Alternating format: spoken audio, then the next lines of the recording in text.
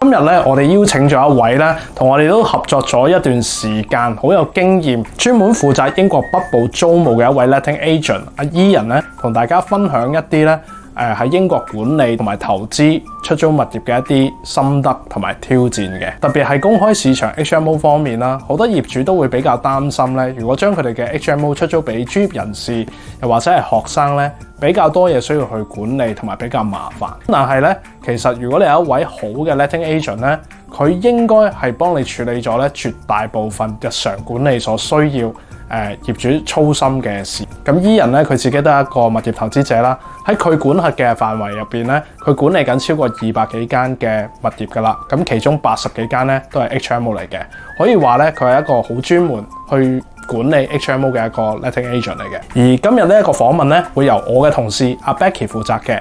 咁 Becky 佢自己咧都係一位好資深嘅英國物業投資者嚟㗎啦。佢91年開始咧就已經喺英國買樓㗎啦，所以可以話咧今日呢一個訪問咧乾貨內容滿滿，而且咧我哋咧仲同 Ian 咧去傾咗一個咧獨家嘅租務管理優惠。咁而家咧就交俾阿 Becky 同埋 Ian 咧同大家去詳細講解翻咧今日嘅內容嘅。Thanks for being with us today. Would you like to share your experience in properties and how long you've been in this business? Of course, no problem. So I've been working in property for 20 years in the UK, in Manchester predominantly. I set up my lettings and property management company 15 years ago. So we deal with various apartments, houses, HMO properties, student properties, professional properties, and they're all over the northwest of the UK, which is Manchester, Liverpool, Leeds, Lancaster, Warrington. So I have a team of 3 other staff. We have a city centre location office in Manchester city centre. We're not a massive agency. We're only a sort of a medium-sized agency. We don't want to get too big.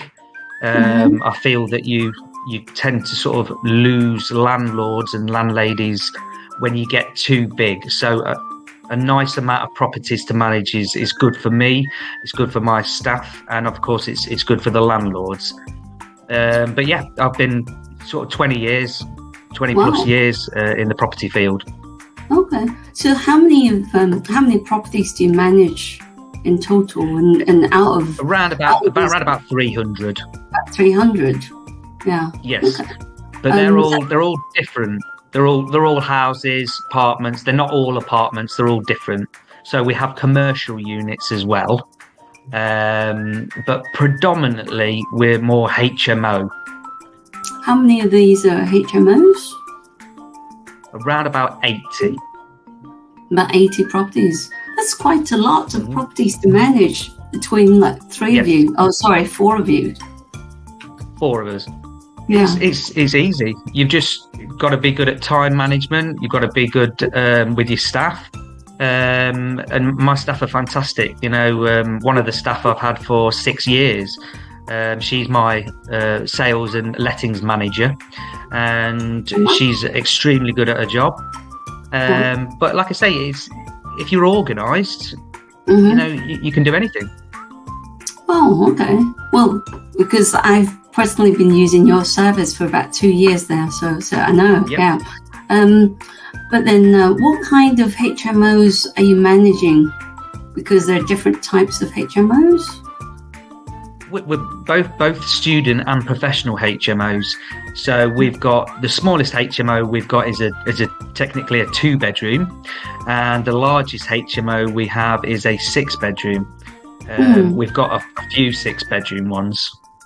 Oh, okay. And how often are they fully occupied? Yes, everyone is fully occupied, apart from one where a few of the tenants have just moved out. So we're finding new tenants to replace them.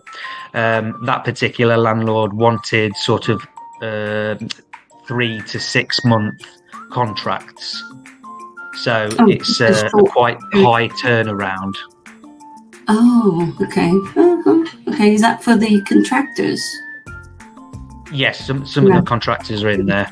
It's a lot of builders, obviously, because there's a lot of building going on with new developments in Manchester and Liverpool. We get a lot of builders in there. Their companies pay for their rent for 3 to 6 or even 12 months. So how long does it normally take to find a new tenant? You know, whether it's a professional tenant or a student? Okay, so the student season starts, it usually starts in September, and it will run for 12 months to the next September, the year after. But students, and because they're looking for student houses, they would look literally 2 months after moving in. So if they found a house, they'd move in, and 2 months later we would advertise that house for the next year. Wow. So you're talking 9 or 10 months in advance. So that gives us plenty of time to find tenants and to keep the property occupied. Professionals, on the other hand, is different. We would advertise 1 month before the property becomes available. But usually it could take a day, or it could take a week or 2 weeks. Just depends. But as I say, my staff are very good. And we always have our properties let. We always have them tenanted. Yes, I know, from my own experience. Yeah. There's actually a shortage of properties in Manchester and Liverpool. There are too many people in those two cities, and there's not enough apartments or houses being built.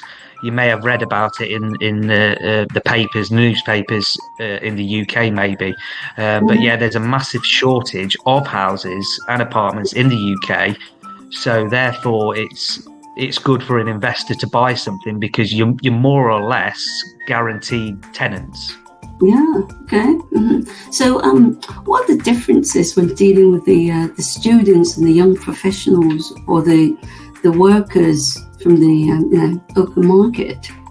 So you've got like two different types of HMOs. One's the open market HMO, the other one's the student HMOs.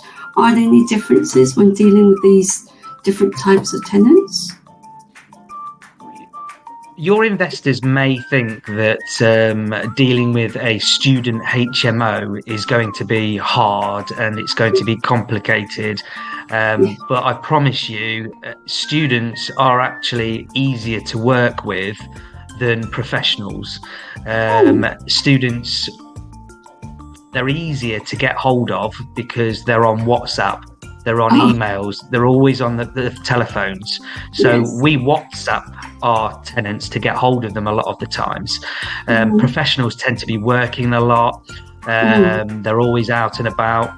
But honestly, I would work with students any day of the week because they're a lot easier.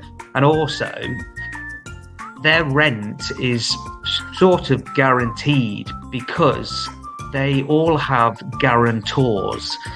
So their guarantors are their parents or an auntie or an uncle, and we check all their references and we get their guarantors to sign a contract as well.